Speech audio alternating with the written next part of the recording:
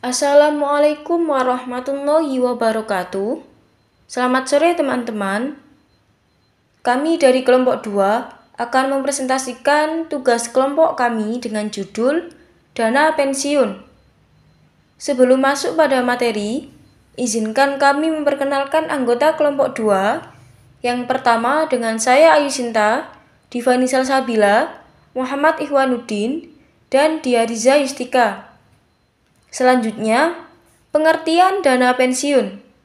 Dana pensiun adalah sekumpulan aset yang dikelola dan dijalankan oleh suatu lembaga untuk menghasilkan suatu manfaat pensiun, yaitu suatu pembayaran berkala yang dibayarkan kepada peserta pada saat dan dengan cara yang ditetapkan dalam ketentuan yang menjadi dasar penyelenggaraan program pensiun, di mana pembayaran manfaat tersebut dikaitkan dengan pencapaian usia tertentu. Selanjutnya, tujuan penyelenggaraan dana pensiun. 1. Bagi pemberi kerja. A. Memberikan penghargaan kepada para karyawannya yang telah mengabdi di perusahaan tersebut. B. Agar di masa pensiun karyawan tersebut tetap dapat menikmati hasil yang diperoleh setelah bekerja di perusahaannya. C. Meningkatkan motivasi karyawan dalam melaksanakan tugas sehari-hari. D. Meningkatkan citra perusahaan di mata masyarakat dan pemerintah. E. Kewajiban moral. Perusahaan mempunyai kewajiban moral untuk memberikan rasa aman kepada karyawan. F. Loyalitas. Dengan diadakannya program pensiun, karyawan diharapkan akan mempunyai loyalitas dan dedikasi terhadap perusahaan. G.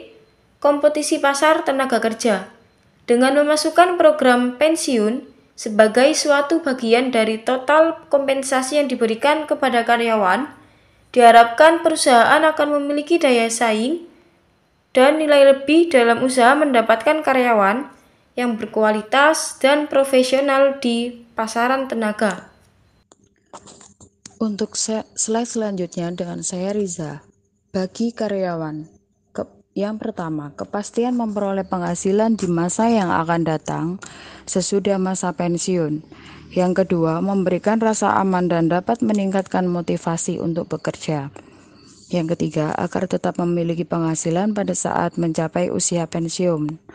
Yang keempat, kompensasi yang lebih baik karena karyawan mempunyai tambahan kompensasi meskipun baru bisa dinikmati pada saat mencapai usia pensiun atau berhenti bekerja. Selanjutnya, fungsi program pensiun. Yang pertama, asuransi, yaitu peserta yang meninggal dunia atau catat sebelum mencapai usia pensiun dapat diberikan uang pertanggungan atas beban bersama dari dana pensiun. Yang kedua, tabungan, yaitu himpunan iuran peserta dan iuran pemberi kerja merupakan tabungan untuk dan atas nama pesertanya sendiri. Iuran yang dibayarkan oleh karyawan dapat dilihat setiap bulan sebagai tabungan dari para pesertanya. Yang ketiga, pensiun, yaitu seluruh himpunan iuran peserta dan iuran pemberi kerja serta hasil pengelolanya akan dibayarkan dalam bentuk manfaat pensiun sejak bulan pertama sejak mencapai usia pensiun selama seumur hidup peserta janda atau duda. Selanjutnya, asas-asas dana pensiun. Yang pertama, penyelenggaraan yang dilakukan dengan sistem pendanaan. 2. Pemisahan kekayaan dan pensiun dari kekayaan pendiri. Ketiga, kesempatan untuk mendirikan dana pensiun, penundaan manfaat. 5. Pembinaan dan pengawasan. 6. Kebebasan. Baik, saya Muhammad Ikhwanuddin akan melanjutkan kembali presentasi mulai slide nomor 7. Program kerja pensiun. Yang pertama, program pensiun manfaat pasti atau disingkat dengan PPMP. Program pensiun manfaat pasti ini adalah program pensiun yang memberikan formula tertentu atas manfaat yang akan diterima peserta pada saat mencapai usia pensiun. Untuk formula program pensiun manfaat pasti ini kebanyakan dilakukan di perusahaan swasta, baik skala kecil, menengah maupun besar. dan juga perusahaan-perusahaan yang dinaungi oleh BUMN. Yang kedua, program pensiun iuran pasti. Program pensiun iuran pasti ini yaitu program pensiun yang menetapkan besarnya iuran karyawan dan perusahaan pemberi kerja. Artinya di sini baik pekerja maupun pemberi kerja yaitu dalam formula tertentu dan persentase tertentu akan dibagi untuk porsi masing-masing untuk membayar iuran tersebut. Yang ketiga, program pensiun berdasarkan keuntungan profit sharing pension plan. Program pensiun berdasarkan keuntungan adalah program pensiun iuran pasti dengan iuran hanya dari pemberi kerja yang didasarkan pada rumus yang dikaitkan dengan keuntungan pemberi kerja. Next. Jenis kelembagaan dana pensiun. Dalam hal ini, jenis kelembagaan dana pensiun dibagi menjadi dua, yaitu meliputi yang pertama, dana pensiun pemberi kerja atau disingkat dengan DPPK. Yang kedua, dana pensiun lembaga keuangan atau disingkat dengan DPLK. Next, keunggulan dana pensiun yang pertama yaitu pengelola yang ditunjuk seyogyanya profesional, setia, loyal, jujur, serta mampu menyusun rencana dan berpikir jangka panjang. Yang kedua, sesuai Undang-Undang Nomor 11 Tahun 1992, dana pensiun dibebaskan dari pajak penghasilan. Dengan demikian, para peserta dapat menikmati manfaat pensiun secara maksimal. Yang ketiga, seluruh himpunan iuran dan hasil pengelolaan kekayaan investasi dibagikan kepada peserta atau ahli warisnya pro rata menurut jumlah iuran dan masa kepesertaannya. Yang keempat, untuk mengurangi risiko kematian atau kecelakaan dari peserta, maka sebagian atau seluruh peserta dapat dipertanggungjawabkan dengan asuransi jiwa atau kecelakaan kepada perusahaan asuransi. Yang kelima dan yang terakhir adalah manfaat pensiun dapat dinikmati secara berkala bulanan selama seumur hidup dengan jumlah yang sama bagi peserta dan bagi janda atau duda dari peserta, serta anak yatim dari peserta sampai berusia 25 tahun. Next. Kelemahan dana pensiun. Dalam hal ini akan dilanjutkan oleh rekan saya, Saudara Divani Salsabila. Terima kasih. Saya Divani Salsabila akan melanjutkan presentasi dari kelemahan dana pensiun. A. Pengelola yayasan dana pensiun atau YDP masih banyak yang kurang profesional. B. Arahan investasi kurang jelas dan kurang konsisten terhadap pencapaian tujuan program pensiun.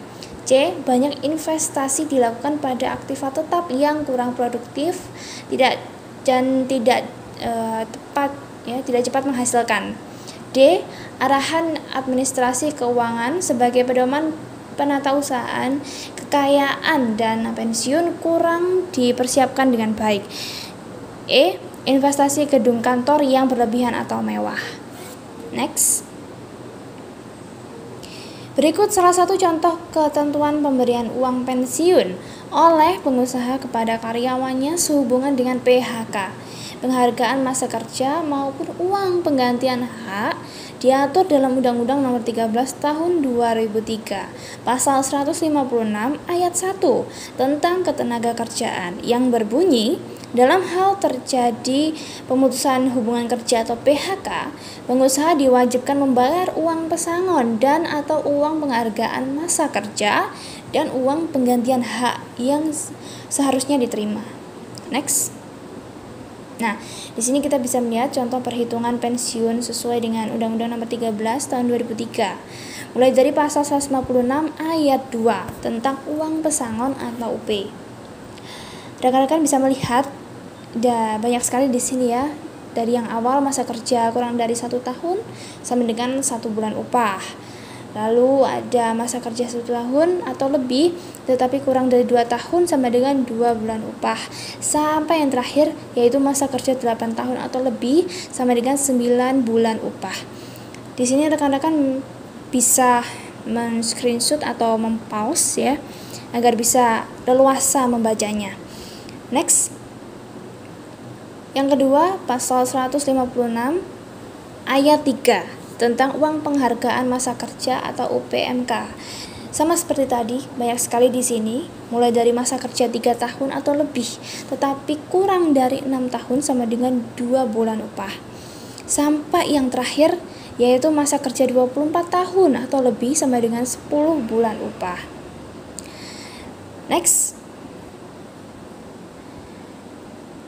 Selanjutnya, masih di pasal 156 ayat 4 tentang uang penggantian hak atau UPH. Nah, di sini seperti yang bisa dilihat ya, cuti tahunan yang belum sempat diambil atau belum gugur, biaya transportasi pekerja termasuk keluarga ke tempat di mana ia diterima bekerja.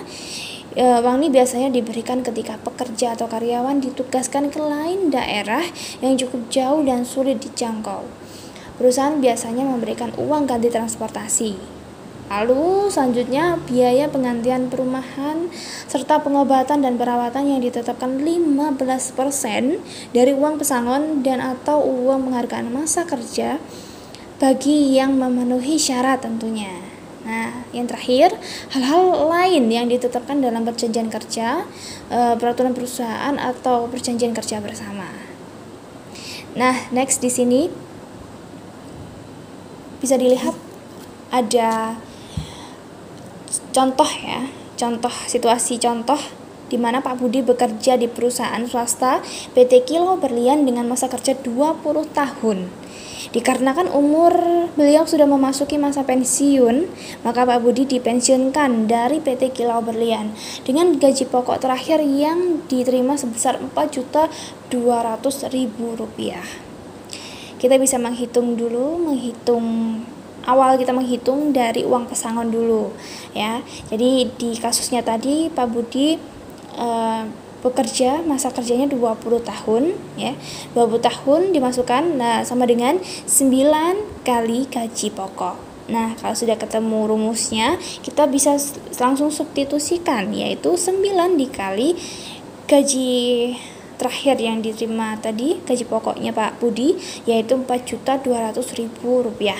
Jadi hasilnya setelah dikalikan 9 yaitu Rp37.800.000. Dan selanjutnya setelah menghitung uang pesangon, yaitu menghitung uang penghargaan masa kerja atau UPMK. Nah, sama seperti tadi, dimasukkan selama 20 tahun, lalu dengan rumus 7 dikali gaji pokok. Langsung kita substitusikan, yaitu 7 dikali gaji pokoknya Rp4.200.000 sama dengan totalnya Rp29.400.000. Dan yang terakhir ya, kita bisa menghitung uang penggantian hak atau UPH ya, yaitu selama 20 tahun sama seperti tadi, dan rumusnya adalah 15% dari total pesangon. Jadi bisa disubstitusikan seperti ini, 15% dikali Rp67.200.000 sama dengan Rp10.080.000.